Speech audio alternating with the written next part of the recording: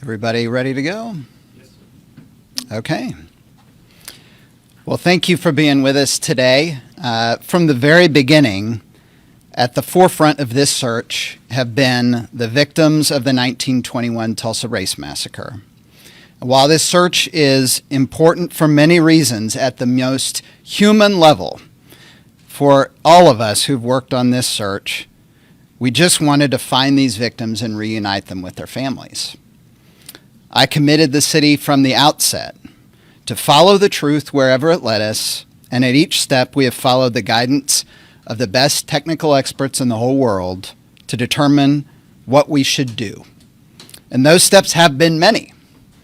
They began with historical research back in the late 1990s and early 2000s to identify potential locations where these graves may be located.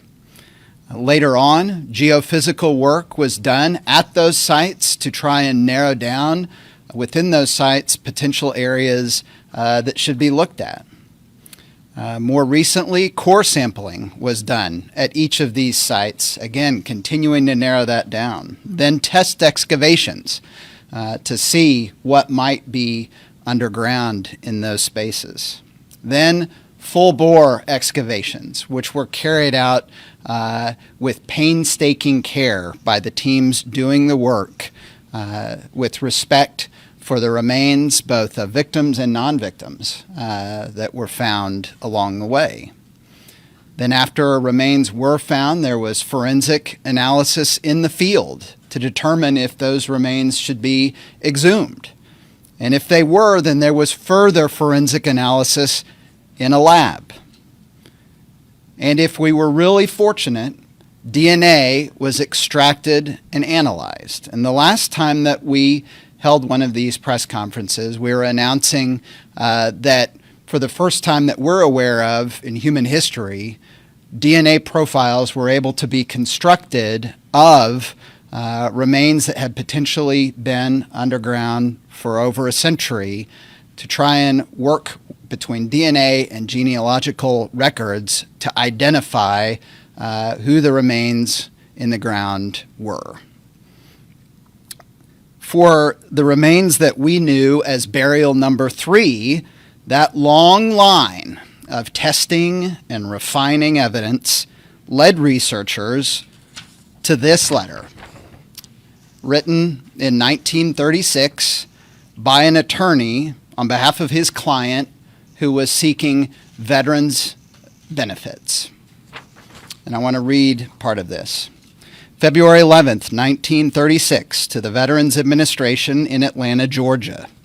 Gentlemen, a Negro woman, Amanda W. Daniel, has appealed to me for help in securing any benefits that may be due her or which she may secure under present regulations. She is in destitute circumstances. She had a son, C.L. Daniel, who served in the Army during the late war. She has no discharge and is going to have difficulty in establishing his death. C.L. was killed in a race riot in Tulsa, Oklahoma in 1921, according to the best information that she has furnished to me. And it goes on. Today, because of the efforts of so many people, I can stand before you to announce that we've identified the first 1921 Tulsa Race Massacre victim since we began our search for them 5 years ago.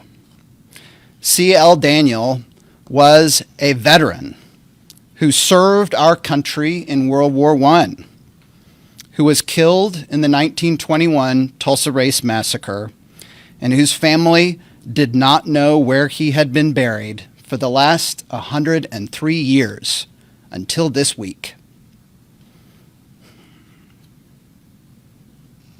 When I read that letter, as a parent, I can't help but think about his mom, Mrs. Daniel, who knew her brave son had been killed, but never knew what became of his remains. Identifying Mr. Daniel's remains has been, candidly, an emotionally powerful experience for every person on our team. It makes every challenging day of this search worth it. But it's also important in the larger context of this search. His remains show no signs of gunshot wounds. They were identified purely due to the expertise of our team of experts and give us hope that other remains found in similar circumstances could be those of other victims.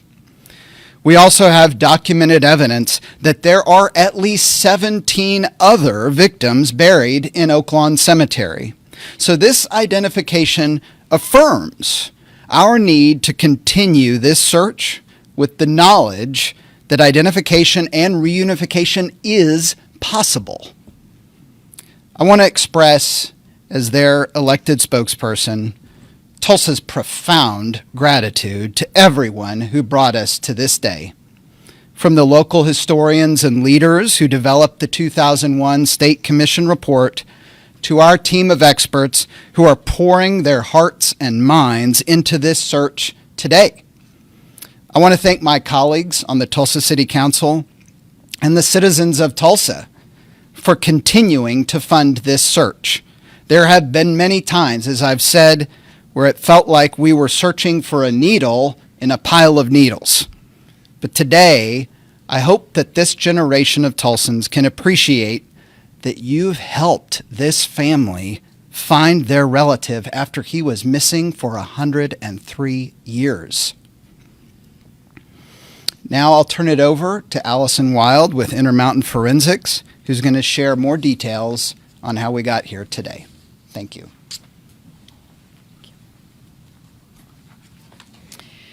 I'm going to provide some details about how our team came to connect Burial 3 with Mr. C.L. Daniel, and also give a little more context to his life. I want to emphasize that although you see one genealogist standing here today, I represent the entire team, which consists of not only Intermountain Forensics, but our dedicated partners who are professional genealogists from the organizations the DNA Doe Project, DNA Detectives, Identifinders International, and Moxie Forensics.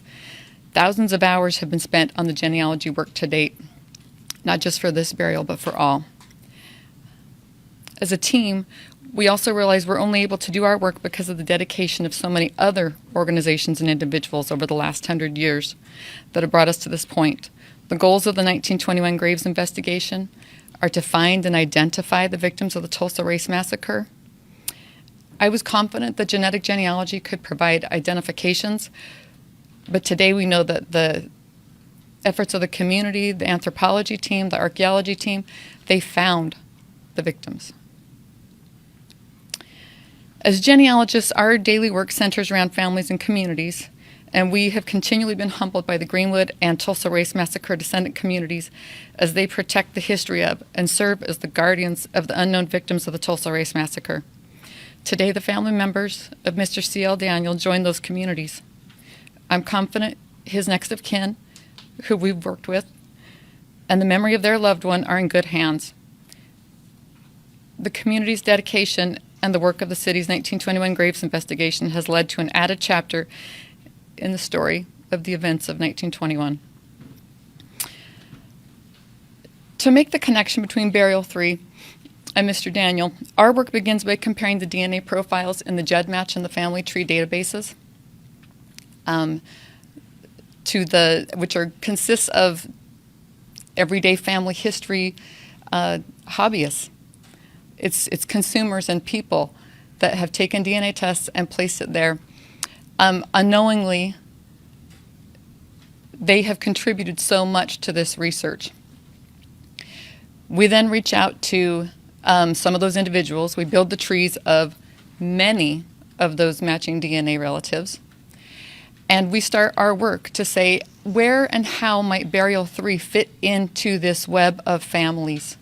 You know, early on we published a long list of surnames that were related to Burial 3 and tied to the county of Coweta, Georgia. I think I've been saying that wrong for a very long time. And the families were very interrelated. It took a lot of time and effort to untangle those families, a lot of contact with descendants of families of interest who willingly shared their stories, their DNA where comfortable, and their time. The relatives or the people that we contacted who didn't share DNA, you helped. You helped us. The people who took a chance and answered the phone call of a stranger who wanted to talk about your family history, you helped us. And we want to thank them. It was only through those additional DNA comparisons that we were able to narrow our focus down to a set of brothers and begin requesting records of their lives, which led to the records from the National Archive that the mayor just discussed.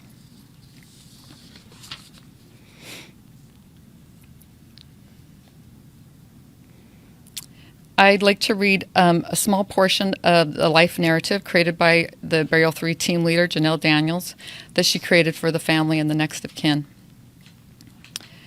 C.L. Daniel, born in Noonan, Georgia, was one of 7 sons born to Thomas and Amanda Meriwether Daniel. After the early death of their father, the Daniel family faced significant challenges. Their mother, Amanda, became a widow by 1910 and worked tirelessly to provide for her sons. Despite the hardships, the Daniel family together persevered, and records show that by 1920, Amanda proudly owned their home, a testament to their hard work and resilience. I think it's only fitting that Amanda, this strong woman that our genealogy team came to know and love so well, is the reason that we're here today. It's her efforts, her perseverance that led to the documentation that was able to give us the answers that we were searching for. C.L. Daniel served his country during World War I. He was stationed at Camp Gordon. During his service there, he spent 19 days in the base hospital. He was honorably discharged, having served with dedication for 9 months and 16 days. In 1919, C.L. embarked on a journey across the United States, displaying an adventurous spirit and a longing to explore the country. In a heartfelt letter to the Army requesting veteran benefits, he expressed his commitment to the war effort and his ongoing struggle with the injuries he sustained. He sought assistance to secure employment and sustenance, hoping to return home to his beloved mother in Noonan, Georgia. That was in February of 1921. Tragically, C.L.'s journey was cut short. Sometime while en route to Georgia from Ogden, Utah, which is only 45 minutes from the DNA lab that would eventually sequence his DNA and bring us here, he stopped in Tulsa, Oklahoma, and it was there he became a victim of the 1921 Tulsa Race Massacre. The research into C.L. Daniel and another missing brother is ongoing and will hopefully bring additional details of their lives and the story of the Tulsa Race Massacre to this community. Also ongoing, of course, is our research on the other burials in the genealogy phase. We encourage everyone to read the surnames and locations of interest that are posted on the City of Tulsa's website. If you recognize an ancestor's surname or family location, please contact the genealogy team. Use the Provide Information button on our website, which is tulsa1921dna.org, or you can email the genealogy team directly at idteam@tulsa1921dna.org. If you've taken a consumer DNA test, such as Ancestry DNA, MyHeritage, 23andMe, you could be very useful to our project. We don't compare the burial profiles in those databases. We need you to take an extra step and upload that information to GEDmatch or Family Tree DNA, and then you will be directly compared to the burials in this project and may have a hand in guiding us toward the next identification. Last, I want to thank the next of kin of Burial 3 who shared their stories, families, and their DNA with our team. This is the beginning of a new phase of the 1921 Graves investigation in which they will play a prominent part. We realize this news has come to as a shock to them. The city has pledged their support to the family members, and we look forward to connecting them to the Greenwood and Tulsa Race Massacre descendant communities, as we know that they will do the same. I'd like now to turn it over to Ms. Brenda Alford, a representative of the descendant community. Good morning. This is an awesome day, a day that has taken forever to come to fruition. And I have to share with you, just to be honest, that when I heard this news, it brought tears to my eyes. I'm going to try to hold it in right now, but this is absolutely awesome. Today, I am thinking of the families and the community members who lost loved ones that they did not get to memorialize in the ways that they would want to do. They would want to do it. I just also think about the awesome experience it has been for me to have the opportunity to work along these awesome people to help find the graves and the victims of the Tulsa Race Massacre. I am so very humbled and honored to stand here today to witness this time in history and this historic moment as it is.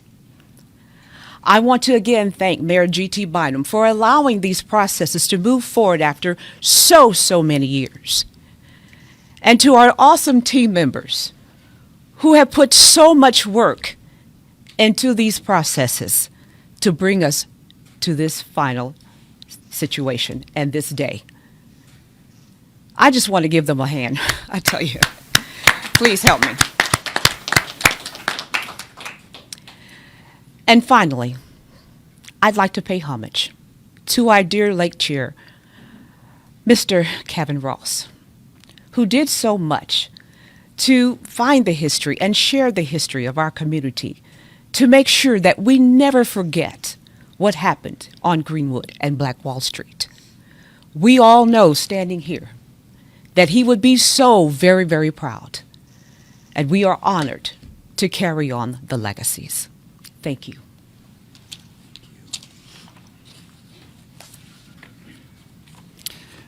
And I really want to thank Ms. Alford, who's been just a tremendous leader on this every step of the way. You see her here at these press conferences, but she's out at every time out in the field, helping the team. I think, as you can see, I'm going to avoid looking at my friends over here. I think we're all choked up about this. And this is one family. This is one family who gets to give a member of their family that they lost a proper burial after not knowing where they were for over a century.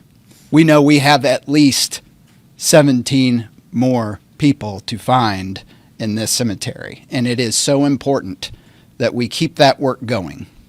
So I also want to use this to announce, starting the week of July 22nd, our team of experts will be right back out there in Oaklawn, continuing the excavation and analysis and work that goes into finding these victims, and as Allison mentioned, gives the DNA team and the genealogical team the resources and the material they need to try and find these families out there. So we will be back at it again. I want to thank my colleagues on the council who just adopted a budget a couple weeks ago that will fund this phase of the search. We are hopeful, and I want to reiterate Allison's point a moment ago, that there are other families out there that maybe didn't know about this search yet, or were hesitant because they didn't know if it would really lead to being connected with their family member that they've lost, and now can see from this that it is possible to find them. You can go to cityoftulsa.org/1921graves, and everything that we have from the city is on that site. From the very beginning of this search to today, all the material that you need to learn about it or to participate in it is all right there, and we hope that you will. Again, our thoughts today are with Mr. Daniel's family, who, we're emotional about this. I can't imagine how it is for them after so much time being reunited and with his remains and finally finding out where he's been. We're thinking of them and we're going to work with them every step of the way, whatever they decide they want to do moving forward with his remains. The city of Tulsa is fully supportive of that as his next of kin, and we'll continue this search until we find everybody that we can. I would love to answer any questions that you have. We are streaming live. If you have a question, please raise your hand. We'll come around with the microphone. Well, what an exciting update after 6 years. Thank you for all this information. I'm wondering if you guys could share any details on how you may have authenticated this letter. Is there an original copy out there, and what steps did you take to be sure that this letter was authentic? That's a great question. We received the letter directly from the National Archives. We have done no work to authenticate it. When I contacted the city of Tulsa, I think there was a decision-making point, and I can't speak to their decision-making point, but clearly there's a decision to be made. Do we continue to research in private before releasing any information? Or is information released to the community as soon as possible? And you can see the decision that was made. So our research is ongoing. We have a lot. We've already started reaching out and doing more. But a letter like that, a document like that comes out of the National Archive is too important to sit on. Could I, before we get, I think it's important, like, this letter didn't just fall out of the sky. It was located by Allison after tracking down to the mother, right? Yes. In case I wasn't clear in my first comments, the DNA reference testers and the research that we had done led us clearly to a set of brothers. In researching all those brothers, there were record requests and other attempts carried out by our team to get more information. Some of the information had already come back and was not fruitful. This particular information was delivered to us this week, and as you saw, was very fruitful. And we will, of course, we'll be providing that document and others. That we're really fortunate that the federal bureaucracy sits on all that paperwork and collects it over the years, because it's been crucial in this, and we'll provide that to all of you as well. So did I understand that you also found a letter from February of 1921?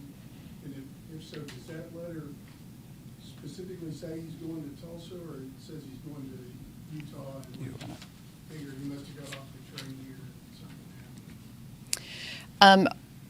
The information all came from the same records request. There were several documents in that. The Veterans Administration and the War Risk Insurance Department were documenting requests for assistance.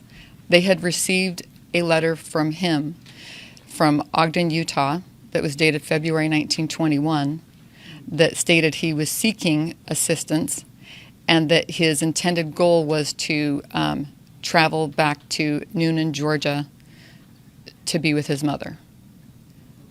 There was no mention made of Tulsa. No mention made of Tulsa. We can only assume that in his efforts to travel to her, he went through Tulsa, as we know he was here. Rick? I've got two questions. One of them is kind of a clarification. On some of these documents, they say C.L. Daniel or one of his siblings. You are now confident it is C.L. Daniel and not a brother? In terms of the DNA analysis, because CL didn't have any direct descendants, the brothers that had direct descendants, we had already been in the process of DNA reference testing, and so we know because of that they bear the appropriate relationship to CL, but it also could be one of his brothers. Unless you can compare your DNA directly to yourself or one of your descendants, when you get to the point of great nieces and nephews, they would all share the same amount of DNA with any of the brothers. So CL is the only brother that we have any context to place in Tulsa. So we can say we can say two things. C.L. Daniel was a victim of the Tulsa Race Massacre, according to his own mother. And that burial 3 is consistent with the DNA we would expect to see in C.L. Daniel or one of his brothers. As I mentioned, there is another brother that we're still researching that is also missing. We have no context to say for sure that he was ever in Tulsa or in Oklahoma. We will look for that. We've speculated as a team that what if the other brother was here as well, and what if the other brother is one of the burials that we have not been able to bring to the genealogy phase yet. I know for sure none of the other burials are his brother because we compare the burials directly to each other and they're unrelated as of yet. But we will continue researching. My second question is, and it's about some of the word, especially on this map here. It says plot 3. That is y'all's word, plot. They didn't bury him gently in a designated area. Is that still what he was dumped there? Is that still what happened? Dr. here? Stubblefield? If you could, Phoebe, say your name. Oh, sorry. I'm Dr. Stubblefield. Oh, am I too high? Low? I'm short. I'm Dr. Stubblefield from the University of Florida, the lead forensic anthropologist on our investigation. And to address your question about the plot 3, Oak Lawn Cemetery, even to the white and colored Potter's Field, and we're digging in the colored Potter's Field area. I mean, those are his actual names. I'm not hearkening to annoying terms. The cemetery was plotted to the burial. They had a space allocations per burial. And so when we say plot 3 is really burial 3, our third burial that we encountered, so not the cities. Okay. Question, Gary Lee from the Oklahoma Eagle. Really 2 questions. One is that I noted in the notes, and I think that the mayor said that the cause of death was not really clear, but I wonder if anything in the forensics indicated anything about any physical altercation that might have taken place with this particular victim. Okay, so thank you you're asking about his cause of death. So his remains were very fragmentary. That's a general theme of the remains coming from that portion of the cemetery. So by fragmentary, I mean before you move them, you might see that a bone is there and intact, and then once you move it to take it to the laboratory, it's in multiple pieces, and it has to do with just time and pressure, and some parts of him were in better shape than others. So he was in good enough shape for us to determine his skeletal age, that he was a young man. I'm not sure he even made 25. But as far as damage, trauma, I've even reviewed since then the images we had for his legs. I've looked at the notes. He complained about leg pain. His disability was general debility in that packet in the information we have. So we've seen multiple individuals in the cemetery who have pathological conditions involving their legs. I didn't detect that for burial 3, Mr. Daniel. So, but he was not well preserved. So if he was too young for arthritic changes, and we didn't see any sign. We x-ray every set of remains, and we didn't see any sign of gunshot wounds. But if the bullet doesn't hit bone or isn't retained within the body, how would we detect it? So no, for every burial, and this in and of itself is one of our triumphs, that he is ID'd, despite that we could only hold him as a not excluded individual from being a victim. And now we know he is a victim. It's just, I'm still flabbergasted because I only saw the information a few days ago when Allison found it, and it's just, I got to stop thinking about it. Okay. Mm-hmm. The second question is the obviously very painstaking process that were used the processes that were used in this particular case. Will they be helpful going forward in examining the other cases out there, or is every case different? Well, they are helpful because we now have a better grasp of how well preserved the individual should be for that section of the cemetery. My colleague, Dr. Stackelbeck, could speak to this better, but there are challenges to that location because the city long ago had filled in a stream bed to create more land to bury individuals in, and water still travels through there. So depending on the burial, sometimes it's better, worse, and keep in mind we're also looking for individuals who had been burned, and so we don't yet know how that will add to the preservation. But knowing now what it looks like, what a level of preservation looks like for that time period, 1921, yes, it does help. And I have no doubt that we'll find more of them just based on his aspect, in his buried aspect, his posture. Can I add to that a little bit? And- Just a little. Because I think this, Please so- introduce yourself. I'm Dr. Carrie Stackelbeck. I'm the state archaeologist of Oklahoma and also the lead archaeologist on our team. But what I would also add is context is so critically important. And so in this particular case, so I think you all have maps that have been provided. So it's not just about finding this one individual, it's finding him in relation to the other individuals that we have been examining in this part of the cemetery. He is in proximity to burial 27, who was our first gunshot victim that we identified. We haven't identified him in terms of his name, but the first gunshot victim that we located, also not terribly far off from burial 42, who was another gunshot victim. Proximity to the headstones for Reuben Everett and Eddie Lockhart.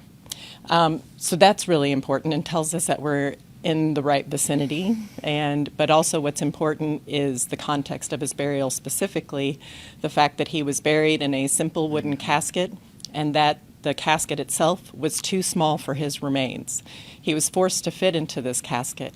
His stature was such that they didn't construct a casket to suit him and his specific size, which is typically the case of normal honorific when you're burying an individual, even if you're constructing the casket and it's not one that's commercially made and bought from elsewhere.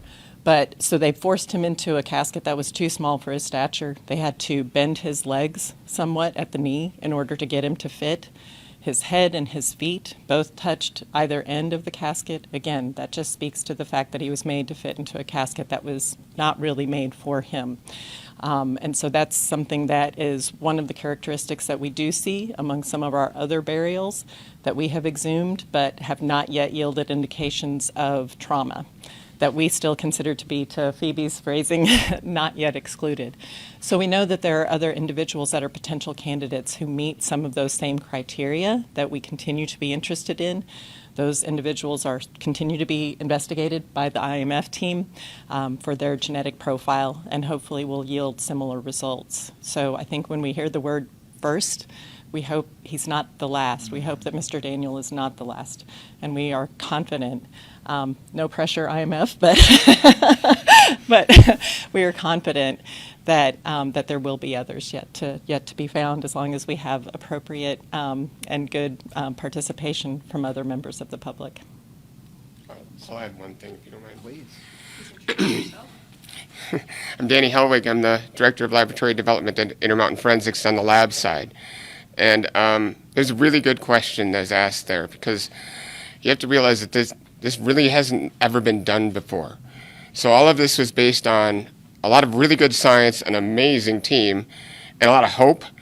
But we've been learning through the process. And as we have learned and adapted and adjusted, we're getting better at it. So this is definitely something where we have the experience now on the next one and the one after that. And the second part of this, and Allison can allude to this, is community involvement. We have to thank the city of Tulsa, the community as a whole, for embracing us and just letting some strangers into your life to help this investigation. We hope this provides some confidence and context and maybe a lot more trust, and that we can expand upon this, because it's just going to get, the process is going to get easier for us Mind you, it is extraordinarily difficult, but easier is better. And the more we have learned and adjust, the better the next one will be. The community help is essential, and we appreciate it. Time for two more questions, one right here. This question is for anyone and everyone involved in contacting the next of kin that was involved. I know that it says that the city's not identifying them at the moment, but can you go into any detail regarding kind of the process to contact them, and then what information they were providing, or what kind of reactions were when you presented them with information regarding their genealogy connected to Mr. Daniel? Yes. The genealogy team has been in contact with some of the next of kin before even knowing that they were next of kin. Right? They were part of a list of a lot of people that we wanted to contact and get, hopefully, a DNA reference comparison from their family line to help us narrow in. The record collections and the DNA reference tests all kind of started coming back at the same time. That's why we were in a position to have some of the DNA reference tests already when this record was delivered to us this week. So in contact with them, our team has already been in contact with them. We realize now we have placed their family in a position where they're not residents of Tulsa or Oklahoma. They live in other states. We've brought this project not to their doorstep, but into their lives, into their hearts. And when it was time to share with them the news, which happened all very quickly, this has all been just this week,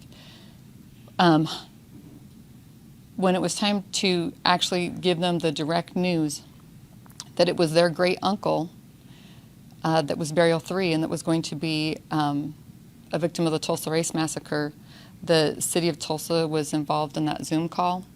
We've already talked about we've had lots of conversations with family members about the family in general, right? That's what we've been trying to do, is collect the stories. What did you hear handed down? Where did people go? Where did people travel? What were their occupations? Can you talk to all your cousins, the older people in your community? Who remembers what? So we've already had so many conversations about their families in general with many of them.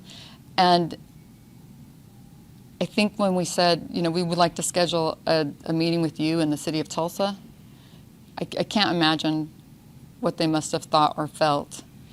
I think it's shocking news, to say the least, for the families.